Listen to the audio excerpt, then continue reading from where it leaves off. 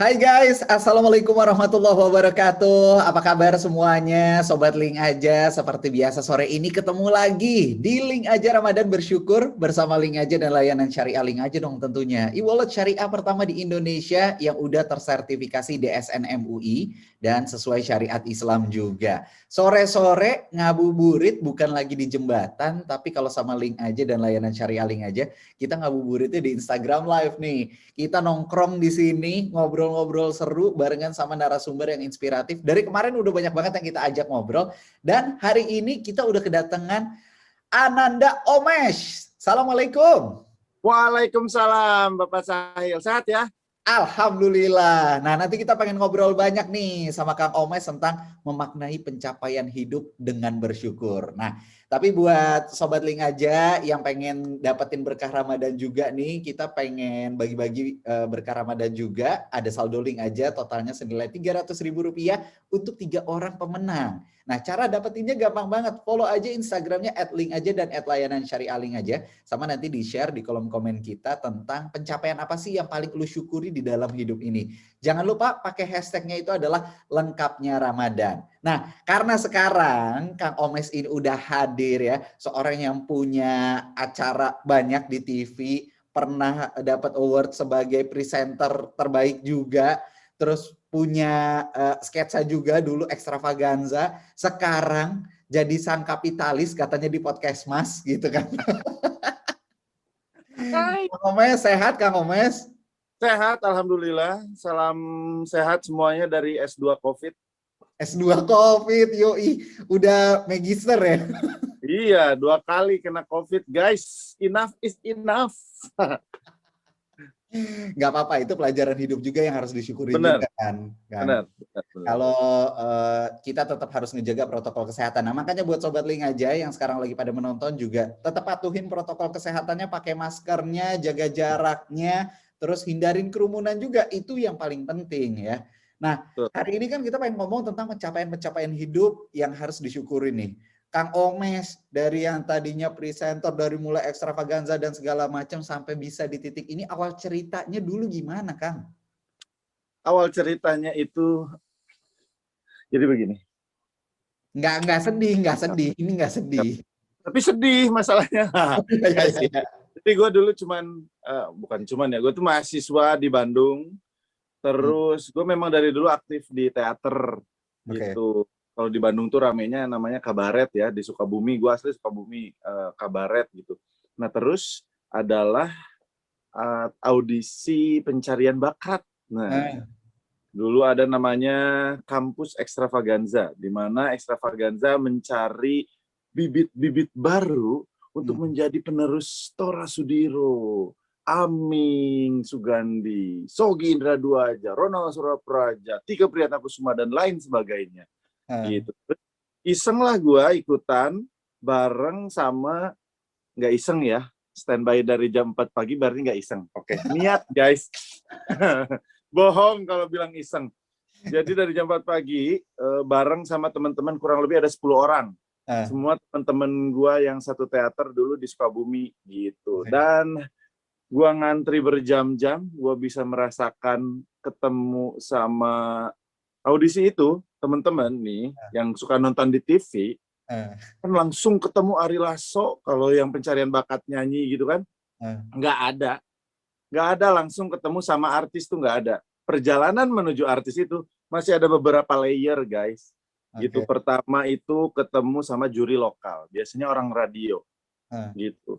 Gue waktu itu masih ingat, si orang radionya nanya, entah siapa namanya gue lupa, tapi mukanya gue ingat karena ngeselin banget. Iya ya, gue orangnya pendendam banget ya, sampai sekarang gue inget mukanya. Astagfirullahaladzim. Lupa, pokoknya di Bandung, dia perempuan, laki-laki, dia cuma ngeliatin gue begini, gayanya persis begini, terus bisa ngapain? Asik. Terus gue bilang, ya saya bisa apa aja, silakan dicoba, acting, nyanyi, nari, gue bilang ngedance. Oh, yakin? Ya gitu. Ya. Coba, gue pengen denger lu nyanyi, coba lu nyanyi. Terus gue nyanyi kan, berpikir adalah program komedi. gue bernyanyi dengan berkomedi gitu. Lagu gue masih ingat cicak-cicak di dinding, terus kan gue tambahin kayak acting gitu. Kayak orang sakit ayan terus nyanyi cicak-cicak di dinding. Kalau gue ingat sekarang sih gue juga malu ya. Ngapain gue audisi kayak begitu gitu. Terus dia bilang pas gue cicak di dinding gitu, dia ngeliatin, lu mau ngelucu? Gak lucu kok gitu. Hil, Gila. gokil. Langsung drop, langsung, lu mau ngelucu? Gak lucu kok, kita nggak nyari yang lucu-lucu buat ngelawak gitu. Dia bilang, coba nyanyi yang benar. Akhirnya gue nyanyi gitu yang benar. Oke lah. Nah, terus lu bisa apa lagi? Nah, yang bikin gue lolos menurut gue itu adalah satu ini. Jadi gue itu dulu kan suka impersonate. Oh iya. Ya karena kabaret kita kan ngisi suara karakter siapa gitu. Impersonate lah waktu itu gue waktu itu suku-suku gitu. Jadi gue bisa suku-suku gaya-gaya ngomong gitu kan. Terus impersonate karakter kartun, tokoh-tokoh Indonesia. Nah yang gue ingat yang bikin gue lolos itu adalah gue disuruh speech panjang, terus dia berdua ceritanya ngisengin gue. Jadi gue misalnya ngomong, halo selamat malam semuanya, Madura. Hari ini bersama saya, Dek. Kita bertemu dalam sebuah program Batak yang kita sukai, di mana banyak sekali orang yang selama ini bersama-sama dalam satu ruangan ini. Sunda, yang satu ruangan ini kita teh merasa gimana ya, merasa senang gitu, nah gitu-gitu. Oke. Di Jadi challenge ya? ya di challenge gitu gue, Batak, Madura, Ambon, Papua, Jawa, gitu-gitu. Oke. Itu yang bikin lolos sampai, nah itu gue bilang ya layernya banyak. Yang pertama orang lokal radio, yang berikutnya itu adalah ketemu sama orang televisinya yang masih kreatif gitu kan. Habis ketemu yang level kreatif itu di audisi lagi loh guys. Terus ketemu sama produser itu di audisi lagi loh guys. Habis ketemu produser kita diketemuin dulu sama eksekutif produsernya apakah kita wajahnya layak tayang atau tidak. Habis dari situ baru ketemu juri-juri artisnya gitu. Jadi panjang ya? Panjang banget. Bohong kalau masuk ngirim formulir langsung ketemu sama artisnya, nggak ada. Terus banyak yang bilang zaman kita ya, zaman dulu kan banyak pencarian bakat. Wah, pasti ini ada ininya nih orang dalam. Ya, nggak ada. Gue sama sekali nggak ada. Bahkan gue nggak tahu gue akan masuk ke dunia hiburan ini tuh nggak kebayang awalnya. Jadi benar-benar lu tuh berjuang banget gitu ya dari awal lu cuma teater gitu kan. Terus lu kayak disepelein sama tuh penyiar radio. Sekarang tuh penyiar radio jadi apa? Wah, Gila. enggak. Gue nggak tahu juga, lupa namanya. Cuman gue masih ingat aja wajahnya. Gitu kayaknya sukses sekarang, alhamdulillah bisnis seblak kalau nggak salah. Oh gitu. Amin. Bener doa yang baik kan? Iya. Oke, jadi perjalanan panjang seorang Ananda Omesh untuk bisa masuk ke Extravaganza itu membutuhkan perjuangan yang luar biasa. Dari jam 4 standby, terus sampai akhirnya mengikuti beberapa layer. Di underestimate sama orang, tapi ternyata dengan lu terus berusaha itu bisa sampai di titik sekarang ini. Menurut lu nih kan, apa sih yang bisa bikin lu sampai ada di titik sekarang? Kalau dari gue ya, gue itu ya mungkin istri gue yang sangat mengenal. Gue tuh orang yang sangat well prepared. Gitu. Bahkan sampai ke usia tuh gue tuh ada target. Dari gue SMA, gue tuh suka nyatet. Umur 20 gue harus begini, umur 22 gue begini, umur 24 gue begini, 26 gue begini, sampai 30, sampai 35. Ini gue udah di ending catatan untuk target gue di umur 35 dan gue sedang membuat catatan baru target berikutnya di usia gue. Nah kalau untuk keadaan ini sendiri yang membuat gue semangat, ya balik lagi keadaan ya. Jadi seret ya guys, mau buka puasa nih nunggu air. Semangat guys. Es campur. Jadi keadaan. Walaupun gue punya target, jadi ketika Ini kali ini beneran, bukan acting so sedih. Hmm. Jadi keadaan yang menurut gue membuat gue seperti ini, dan gue mau tidak mau harus bertahan. Itu mungkin yang awalnya ada di kepala gue. Karena ketika ajang pencarian bakat itu, ketika semifinal ya, kan kita selalu ada spektakuler show gitu. Ya. Ya hari Jumat sore itu gue masih ingat. Jadi harusnya keluarga gue datang mendukung dari Sukabumi, dari Bandung, dari Jakarta. Ketika gue show, sampai mau akhir acara, gue kok nggak ngeliat keluarga gue. Sama sekali nih. Sama sekali kok gue nggak ngeliat. Pas mau closing, ada tante sama om gue berdua. Cuk kelihatan kan kalau kita dari penonton. Yang lain tuh kan semangat. Ada keluarga gue, hai semangat ya. Kakak semangat gitu. Om semangat apa semua pada hai. Gue doang yang mana keluarga gue kok nggak ada. Mau datang semua.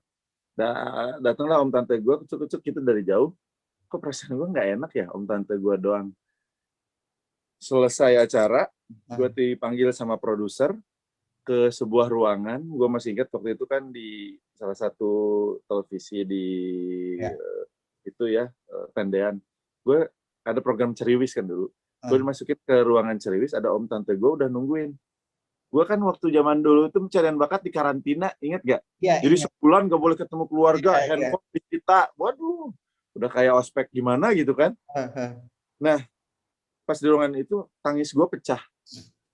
Karena gue udah lama gak ketemu, om tante gue tiba-tiba ngomong, loh, AA kan manggilnya ya orang Sunda, AA sudah tahu?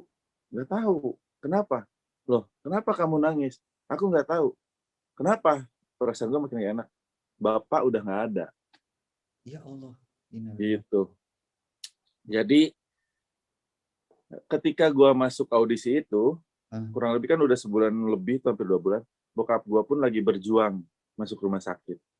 Gue berjuang mengejar mimpi gue, bokap gue berjuang mengejar kesembuhan ya, kesehatan. Jadi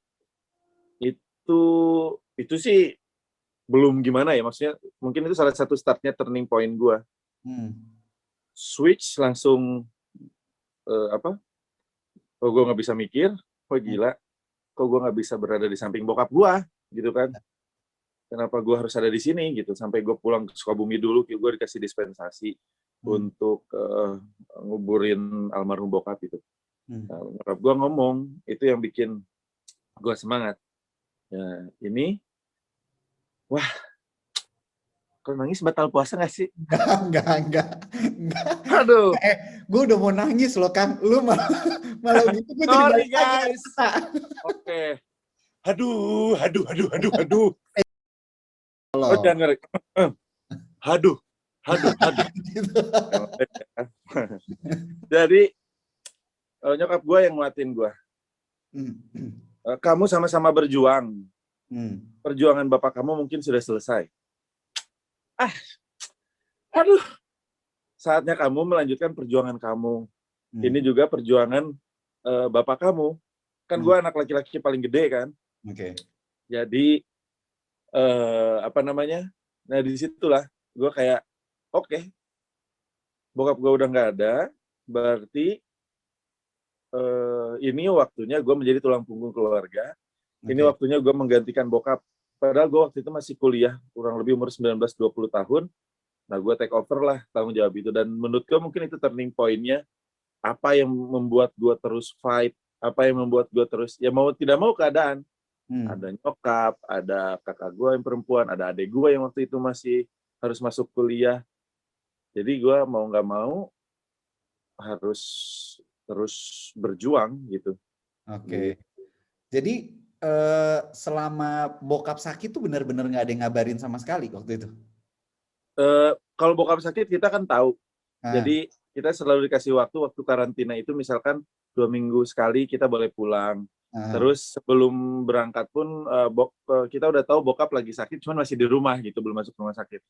Cuman pas kejadian bokap gua meninggal, semua tuh udah, itu kan live-nya tuh dari jam 6 sampai jam 8. Gue joget-joget, hahaha, gue nggak berasa gitu. Padahal bokap gue tuh meninggal dari sore, dari jam 3, jam 4. Cuman nyokap gue tuh emang luar biasa. Nyokap gue bisa ngomong kayak begitu di kondisi waktu itu kita lagi berduka kan, yang tadi dia bilang perjuangan kamu belum selesai, perjuangan Bapak mungkin udah selesai. Ini finishnya. Gitu. Ternyata nyokap gue yang nahan. Semua tuh udah gemes. Kasih tahu si Omes, kasihan dia bilang. Keluarga gue, om, tante, semuanya. Jadi keluarga gue yang tadinya banyak banget bawa bus. Ya, yang dari Sukabumi, dari Bandung, dari Jakarta, ibu-ibu pengajian, apa segala macam. Putar balik jadinya semua menuju ke pemakaman. Nyokap gue yang nahan. Jangan kasih tahu Omes. Dia lagi ngejar cita-citanya. Dia harus tampil dengan baik, gitu. Biarin, dia lagi ngejar mimpinya, gitu. Ini gue terharu beneran, Emang perjuangan ibu tuh luar biasa ya. Ibu, bapak kita tuh sampai bisa sebegitunya loh. Bener. Aduh, gua nggak tahan nih, ada nastar gak ya? Tisu.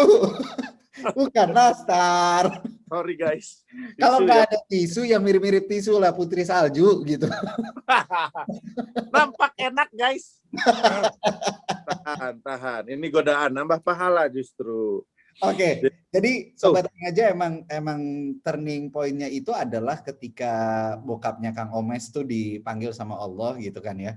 Terus akhirnya itu menjadikan sosok Kang Omes nih benar-benar harus berjuang, harus fight untuk bisa menghidupi keluarga, jadi tulang punggung keluarga. Dan akhirnya pencapaian itu yang terus disyukuri sampai sekarang gitu kan. Makanya akhirnya sekarang bisa menjadi seorang kapitalis gitu kan kalau katanya Surya.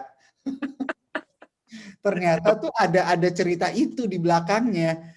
Tapi Surya tahu kan cerita itu kan? Tahu, semua teman-teman dekat gue tahu gimana cerita gue. Dan mungkin kalau sekarang lagi pada dengerin podcast Mas, gue juga udah sering cerita gimana background dulu,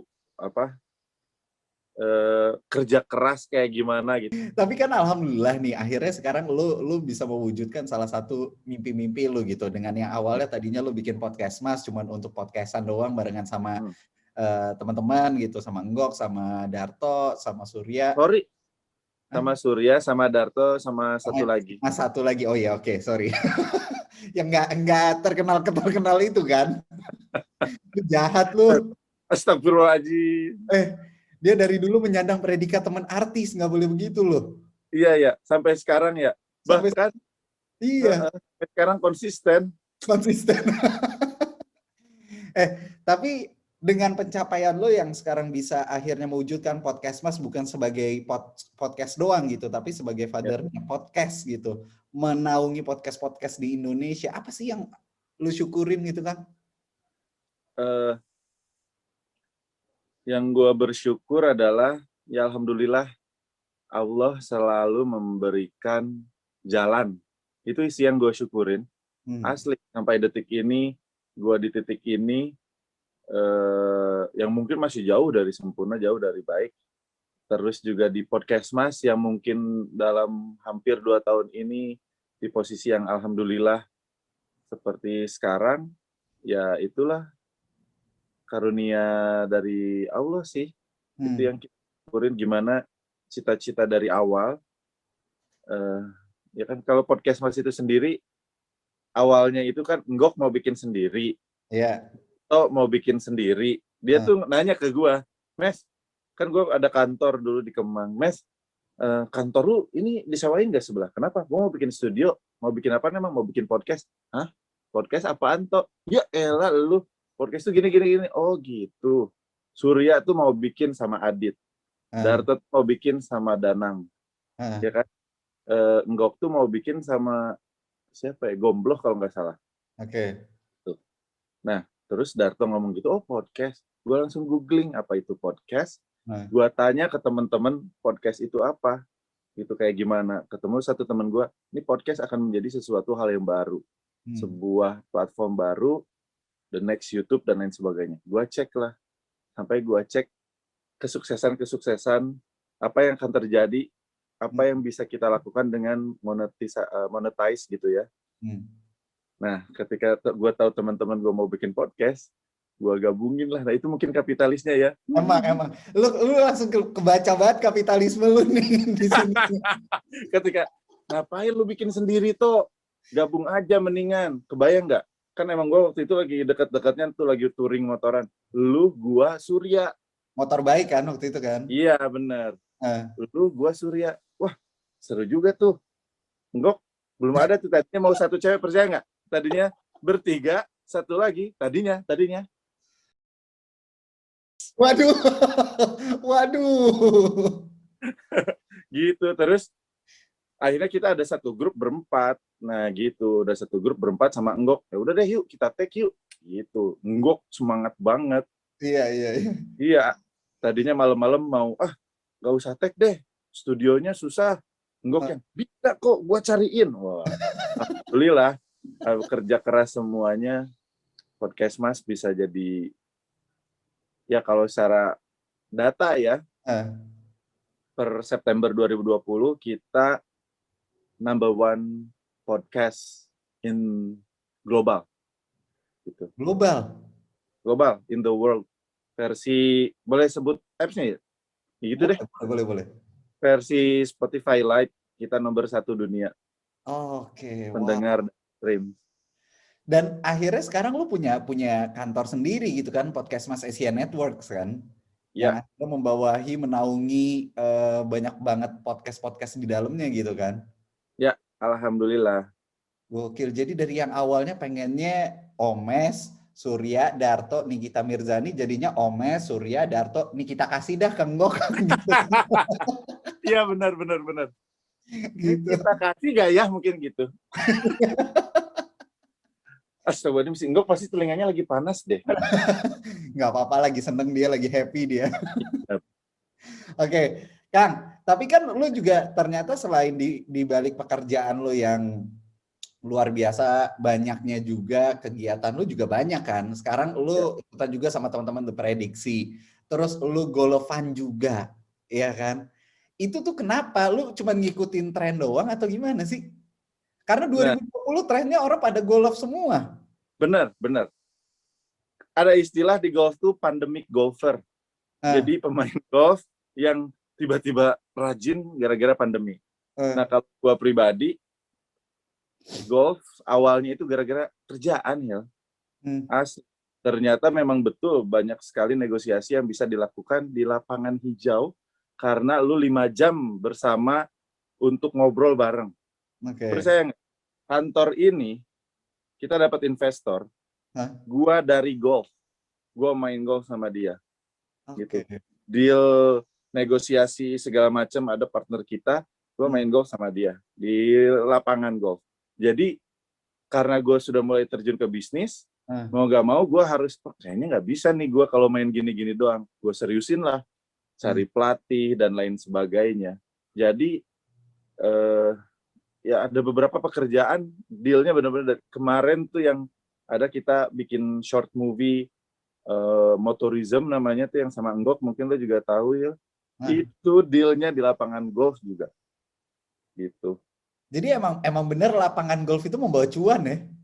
Bener, asli. Karena logikanya begini, gue baru menyadari hal itu. Kebayang, lu main golf 4-5 jam bareng. Lu bisa mungkin mukul pas di kart barengan, nanti ngobrol lagi. Gimana bagusnya, bro? Menurut gue sih gini. Nanti gini. Oke, turun lagi, mukul lagi, lanjut lagi duduk. Menurut gue cukup efektif ya. Selain pasti ada meeting juga di atas meja dan lain sebagainya. Cuman menurut gue itu salah satu yang efektif. Dan ternyata, kalau buat golf sendiri, gue main golf games itu dari SMP. Mulai main games gitu seru kan. Sampai sekarang di handphone gue, aplikasi yang permainan cuman golf. Gue bukan gamers atau apa, cuman golf yang gue mainin dari dulu gitu. Jadi cuman kan kalau dulu emang dari dulu tuh lu suka, cuman baru turunnya ketika pandemik ini gitu kan? Yes. Dan ketika gue pertama kali kena COVID, waktu itu gue orang tanpa gejala, dokternya nanya, bro, nilai lu kok segala macam ini bagus, lu olahraga ya? Iya dok. Olahraga apa? Sepeda sama golf. Wah ya udah bener. Dia bilang, lu olahraga terpapar matahari secara langsung, jadi aman gitu. Oke. Nah, tapi sepedahan juga sebenarnya kan itu salah satu peluang juga kan untuk lo bisa ngobrol barengan sama orang. Kenapa golf yang jadi kayak lebih intens gitu loh? Masalahnya kalau sepedahan nggak bisa ngobrol sambil jalan. Nih, lu masing-masing fokus. Yang ada juga habis sampai kayak gitu ya. Soalnya gue pernah nyobain keliling Jakarta dari Citos ke Bundaran HI terus ke Ancol, dari Ancol ke Tugu Tani, balik lagi ke Citos. Sedih guys. Lu makanya sini sepedahan tuh di Sentul, enak, udaranya Waduh, seger. begini maksudnya. Itu, nanjak tuh tantangan, challenge. Aduh, tobat deh gue tiap diajakin ke sana. Tuh ada tanjakan. Makasih. Ternyata nggak seolahraga itu anaknya ya. Bener. Cuma Ya, lifestyle kalau buat sepeda ya. bener sih. Ya juga ya, ternyata emang gak seolahraga itu, lifestyle doang. Iya. Ya, Tapi Kang, ini kan kegiatan lu kan banyak banget gitu. Nah, untuk lu mengaturnya supaya lu bisa tetap dapat quality time barengan sama keluarga lu, sama anak-anak lu, ya, itu gimana sih? Kan tadi lu cukup well prepared gitu kan, dengan ya, lu tulis target lu di umur sekian-sekian. Apakah ya, waktu untuk keluarga itu lu sisain khusus ya. atau sisaan doang? Enggak, pasti khusus. Kayak Hmm, biasanya gue ngantor ketika udah selesai jam, atau ada pekerjaan yang belum selesai, tapi jam 3 tuh gue pasti pulang dulu untuk buka puasa di rumah. Dari jam 4 gue bisa oke. main sama anak dulu, kayak gitu, terus buka puasa di rumah. Selesai buka puasa, selesai ibadah lain sebagainya, gue baru balik lagi ke kantor gitu.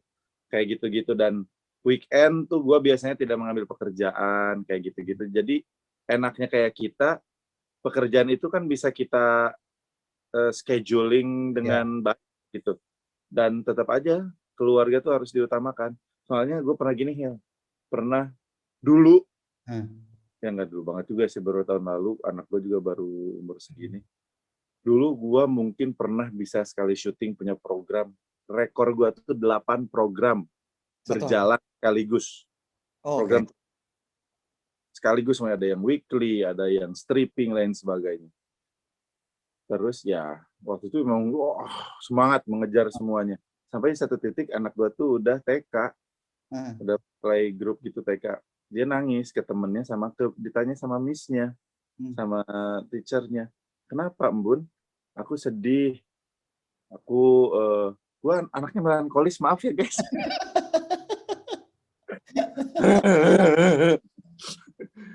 Anak gue bilang ke miss-nya, aku sedih. Aku nggak pernah ketemu sama Abi. Gue panggilnya kan Abi Umi.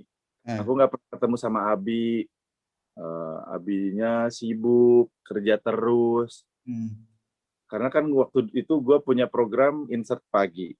Hmm. Insert pagi itu live jam 6 atau Ya. setengah 7. Gue harus bangun setengah 5, berangkat jam 5. Hmm. Yang waktu gue lagi peak-peaknya waktu itu sampai beberapa program, waktu itu ada namanya YKS. Iya. Nah, Ah, Smile, itu selesai jam 12. ah. Jadi gue berangkat, anak gue masih tidur. Gue pulang, anak gue sudah tidur. Oke. Dan itu stripping Senin sampai Minggu. Allahu Akbar. Jadi paling ada hari-hari yang lagi nggak ada tappingan program lain, baru gue jeda gitu. Dari Hmm. situ sih gue kayak, wah nggak bisa nih, gue nggak bisa melewatkan momen-momen berharga sama anak gue. Langsung gue Hmm. ngomong sama manajer gue, tolong batasin pekerjaan gue, Hmm. gak usah 8 program, 7 aja cukup, gue bilang. Lah, ya beda dikit dong. Lu Enggak, masih ngoyo enggak, juga lu. dari situ gue langsung, ya cukup, programnya cukup aja, nggak usah terlalu banyak. Pokoknya gue pengen ngabisin waktu sama anak istri gue. Makanya di setiap Ramadan, udah 2 tahun, 3 tahun ini, gue ya pilihan sih. Ada ajakan untuk program Ramadan, Hmm. cuman gue pribadi, enggak, kapan lagi gue bisa sahur, kapan lagi gue bisa buka puasa sama anak-anak gue. Gitu. Hmm. Kalau sesekali kerja, oke lah gitu. Jadi Iya, bisa iya. diatur. Yang penting nggak kehilangan momen barengan sama keluarga kan. Aduh, gue nggak mau deh. Udah nggak mau kehilangan momen. Itu dia Sobat Link aja, kita harus bisa ngatur waktu kayak Kang Omes gitu kan akhirnya. Tapi jangan sampai kita dapat pecutan dulu nih baru kita bisa ngatur waktu. Cara ngatur waktu terbaik itu adalah dengan kita bisa melengkapi aktivitas kita supaya bisa lebih gampang lagi. Salah satunya dengan fitur transportasi yang ada di aplikasi Link Aja dan layanan Syariah Link Aja. Ini bisa beli bahan bakar, parkir, taksi, kendaraan online, pesawat, kapal, bis, kereta, semuanya bisa dilakukan di sana. Pokoknya lengkap juga. Sama jangan lupa kita lagi bagi-bagi berkah Ramadan, saldo link aja, totalnya senilai Rp300.000 nih untuk 3 orang pemenang. Caranya gampang banget, lu cuma tinggal jawab pertanyaan di kolom komentar, pencapaian apa yang paling lu syukuri di dalam hidup. Jangan lupa pakai hashtag lengkapnya Ramadan, dan sekarang juga udah bisa bayar zakat fitrah pakai layanan syariah link aja. Ada juga promo Ramadan di link aja dan layanan syariah link aja, hematnya sampai dengan Rp350.000. Makanya langsung download di Android Play Store dan juga di Apple App Store dan aktifkan layanan syariah link aja. Ini emang dengerin ceritanya Kang Omes gitu kan ya, banyak menyentuhnya dari mulai cerita bokapnya waktu lagi ajang kampus ekstravaganza, terus anaknya yang udah TK, tapi ternyata sedih gitu nggak bisa ketemu sama abinya karena abinya sibuk banget nyari duit, makanya bener dibilang kapitalis gitu. Tapi akhirnya sekarang cita-cita itu kesampaian gitu semuanya. Ya. Tapi sesuai target nggak? On target nggak? Ya, sebentar. Ini juga gue lagi sibuk, Hil. Oh, sombong. Lagi si saldo. Oke, cakep, cakep.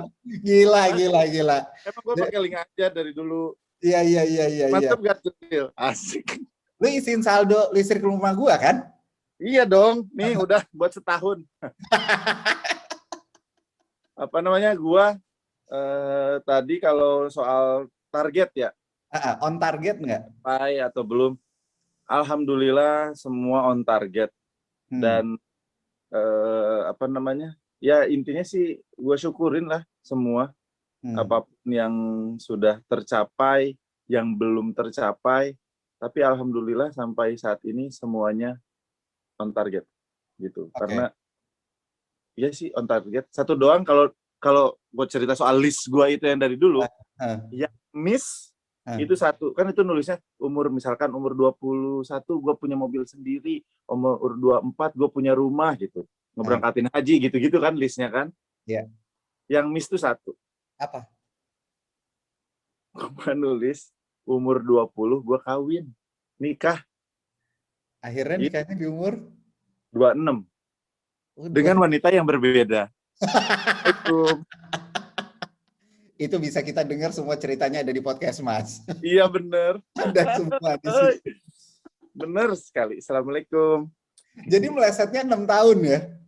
Melesetnya 6 tahun. Tapi ya, gue tuh bukan orang yang nggak ngejar. Jadi di umur 20 gue gue ngomong ke bokap nyokap almarhum dulu. Pak, Bu, izin saya mau nikah. Boleh nggak? Jadi gue bener mengerjakan untuk ngejar target itu. Saya mau nikah boleh nggak? Udah punya pacar gini. Orang tua di umur 20 tidak menjawab dengan pasti, hanya melotot. Jadi ya udah menurut gue udah sebuah jawaban yang harus gue resapi gitu. Jadi aku ke kamar deh gitu. Tapi gue minta izin asli.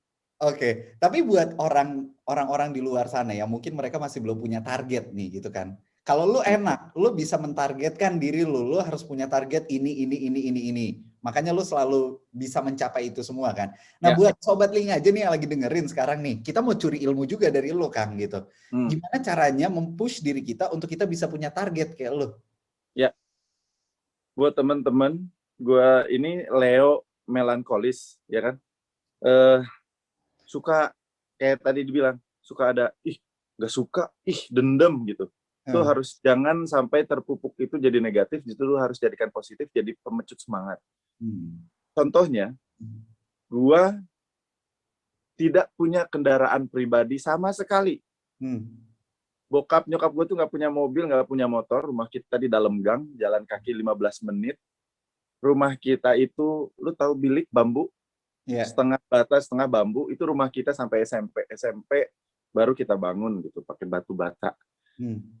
Itu salah satu dendam mungkin, kayak gue kecil. Kok temen gue pakai motor, gue nggak bisa, beli aja nggak bisa, pinjem aja terus.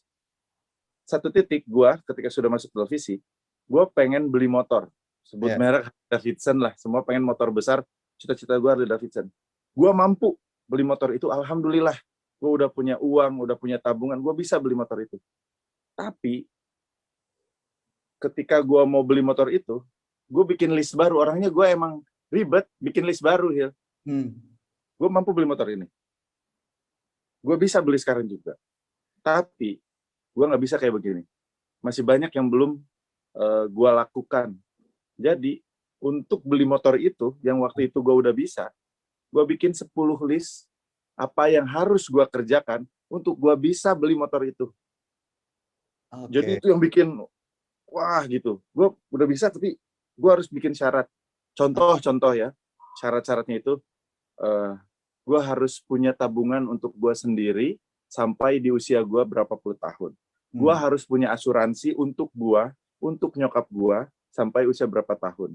Itu sampai yang panjang gitu. Jadi target-target itu ngeberangkatin haji, bikinin rumah buat nyokap gue, bikinin rumah buat gue pribadi, gue harus punya rumah dulu untuk gue berkeluarga. Jadi gue udah ngeset sampai tabungan-tabungan asuransi itu udah di set up. Nah itu menurut gue mungkin itu bisa jadi contoh buat teman-teman.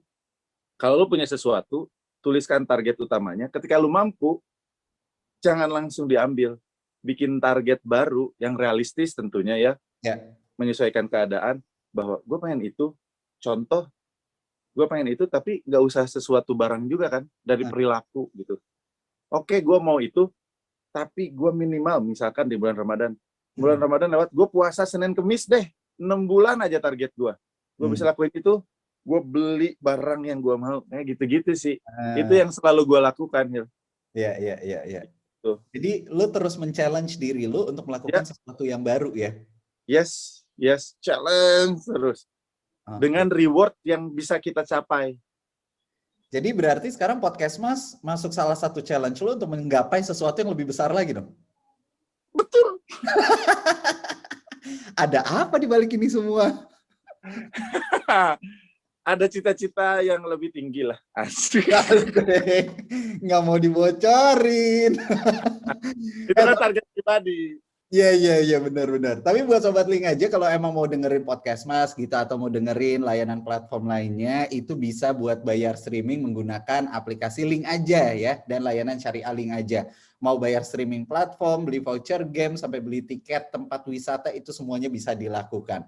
Tapi dari obrolan kita barengan sama Kang Omesh ini, ada banyak banget pelajaran sebenarnya yang bisa diambil gitu. Satu, kita harus mensyukuri apa yang udah kita dapetin dari dulu. Kedua, kita harus challenge diri kita. Kita harus set goal dulu. Kita maunya apa? Ketiga, kalau kita udah punya goalnya, kita harus challenge diri kita untuk bisa sampai ke goal itu. Jadi 3 hal itu yang harus utamanya dalam hidup kita harus kita lakuin gitu ya, untuk bisa hidup kayak sekarang, kayak Kang Omesh gitu, punya kantor di Kemang, rumah di Pejaten, motor banyak, ya kan?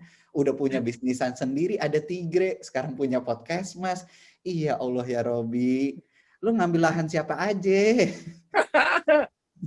Itu lahan gua. Ini semua lahan gua. Nggak apa-apa, tapi ini buah dari apa yang lo impi-impikan, buah dari semuanya, dan lo bersyukur bisa sampai di titik yang sekarang ini. Kang Omesh, thank you so much obrolannya. Ini banyak banget pelajaran yang bisa diambil. Insya Allah berkah buat Sobat Link aja juga. Insya Allah yang pada dengerin jadi bisa abis ini mulai ngeset goalnya dan mereka mau men-challenge dirinya supaya bisa seperti Kang Omesh gitu ya. Amin. Tapi, buat Sobat Link aja yang dari tadi udah pada ikutan kuisnya hari ini, jangan lupa untuk tungguin pengumuman pemenangnya di Instagram story-nya @linkaja. Siapa tahu kamu yang jadi pemenangnya. Sama jangan lupa stay tune terus di Instagram @linkaja dan @layanan Syariah Link aja, karena kita bakalan live lagi di setiap harinya selama bulan Ramadan dan akan selalu berbagi berkah Ramadan juga nih. Nah, besok itu kita akan ditemenin sama narasumber yang inspiratif lainnya. Makanya pastiin tetap di Instagramnya @linkaja dan @layanan Syariah Link aja. Sekali lagi terima kasih Kang Omesh. Salam buat teman-teman podcast Mas. Sampai ketemu lagi. Siap saya. Mau ini dong. Apa? Aku cinta Link aja. Oke, baik. Terima kasih. Nggak, udah cukup sekali tadi aja. Tadi tuh udah memanfaatkan semua kemungkinan kesempatan yang ada. Oke, ajak golf dong. Oh iya. Oke, terima kasih Ahil, sehat selalu, teman-teman juga sehat selalu. Semoga di bulan yang berkah ini semua cita-cita dan impian teman-teman yang lagi menyaksikan ini bareng-bareng lu juga, Hil, kita semua bisa terkabul. Amin. Terima kasih Abi Omes atas doa. Terima kasih Bapak Sahil. Terima Bulan kasih. Ramadan tahun depan insya Allah lu udah bisa ngisi ceramah gitu ya di TV-TV. Mungkin apakah itu target ujung gua? Wah, Nah, itu dia. Ya udah, Sahil Mulahela pamit, Kang Omes juga pamit. Sampai ketemu lagi besok. See you. Wassalamualaikum warahmatullahi wabarakatuh.